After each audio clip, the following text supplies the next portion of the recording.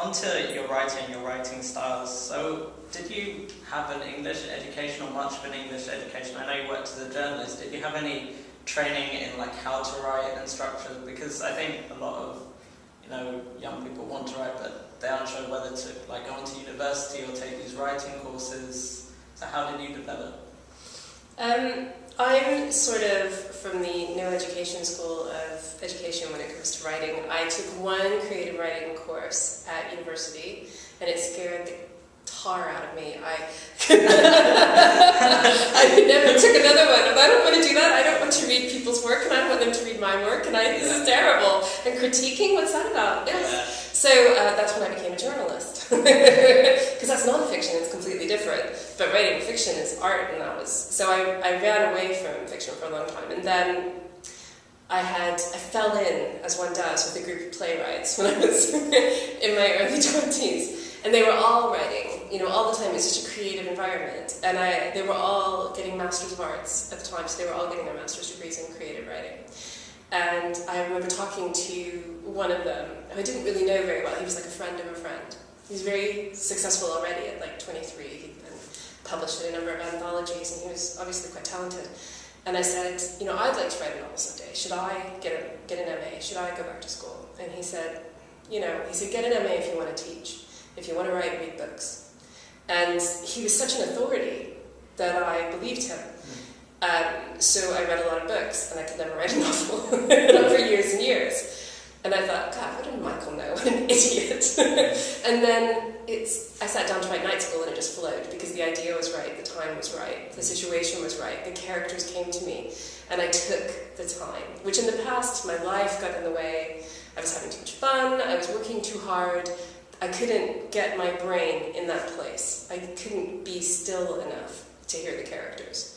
And when I sat down to write night school, I was just at a point in my life where, for a variety of reasons, most partly because of the commute, partly because of the boredom, because I reached an age where I wasn't going out so much, I suddenly was still quite a bit, and then I could hear those characters. And then the book, I got the characters first, and I wrote the book from the characters, and the structure I just sort of winged.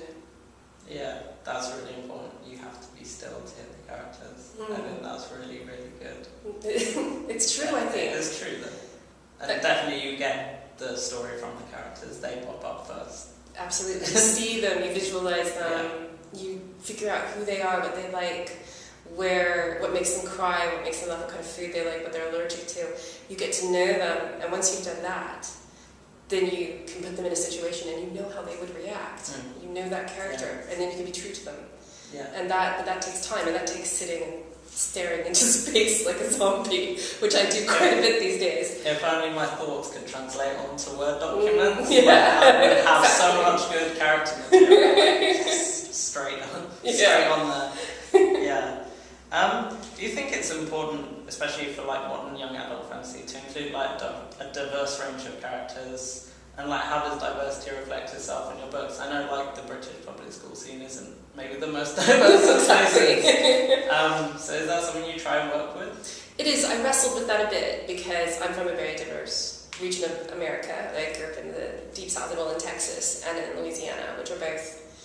Houston, Texas, where I was a child, is an incredibly diverse city.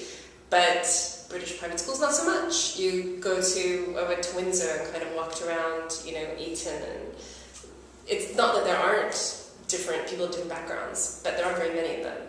So when I sat down to write, I had two possibilities. I could write about, I wanted to write about an outsider. I always knew I wanted my main character to be an outsider. I could have made her a person from a different, ethnicity from everybody else, but then I thought that might be too much of a main focus. I wanted it to be more like her background was different. So I just made her economically different, middle class, not at all part of their world, neither working class nor wealthy, just sort of middle of the road, because they're all so wealthy. That set her apart. But I still wanted to have some element in that reflected the Britain I see around me. So her best friend is Anglo-Indian, so her mother is British, but her father is of Indian descent, and one of her love interests is French, but he is partially Algerian, his mother is Algerian. So I introduced the idea of sort of mixed race to add diversity, So, and people have said to me, how come you don't have any LGBT characters? There's no gay guy, there's no lesbian girl. And I just say, isn't there? They're 16 years old, how close are you looking? Something you said about that, I'm not trying to... No, I'm not going to put seeds, I'm not going to... Well, yeah. Because I think 16 is sort of when you're still finding yourself, you're knowing what you are. We often in books, and in fact my husband said this one day, I thought it was so clever.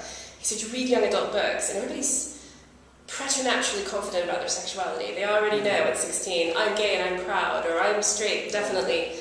At 16, you're just not sure, you're just confused about everything. Yeah. Sometimes you are, sometimes you are confident, sometimes it's obvious to you, sometimes it's not obvious at all. And I find the less obvious element the more interesting one, so that's the one I'm playing around with. Definitely. Like, I always try and write diverse characters in as well. I'm quite diverse myself. Like, my background, my heritage is mixed race. Like, I am a queer person, and that's how I identify. Yeah. And there's obviously been like a lot in my teen years of like not really having anything to identify with when I was reading. Yeah. Which I think is an element of fan fiction as well. You know, if you can't see like someone you identify with, you make them someone you identify with. And I think with sexuality, that's something a lot of writers read in as well. It's something to explore. Yeah, because I think you can't. I would be amazed if someone could get through high school or through secondary school and college without meeting a queer person, a gay person, a lesbian. I didn't make it through. You know, my friends who were, that's 10% is the estimated, element of the population. So I think you have to acknowledge it, but it's how you acknowledge it. I'm taking a different approach. So I'm not telling you who this person is yet. This person hasn't told anybody who they are yet. Because it's a big deal. For a lot of kids, coming out is huge. It's not as terrifying as it was a few years ago, but it's still a big deal. Yeah, definitely. And I intend to treat it like a big deal. That's cool. Is that going to be a book 5 moment? I think it's going to be a book 4 moment. Book 4 moment. Well, that's a spoiler. Just digging the spoilers out. How can you encourage young people to pick up a book? Like, if you had to sell books to someone, because I am lazy. I'm not proud of it, but I'm so lazy. I don't read books. How would you encourage me to read more? Throw books at you. Just throw books at me. It's so, because I've always been a reader, and reading is my great escape.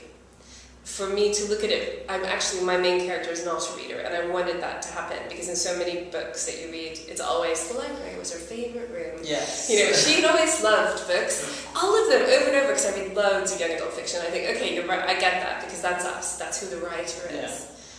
But my character doesn't really like reading, and has had a difficulty in school because of her family life. And she's a smart girl, but she finds school a bit dull, and her life has sort of thrown her out of kilter. So I wanted to write about that. So that exists as a reflection, and I do have a lot of people who write to me, young people who write to me, who say, your book was the first book I read all the way through.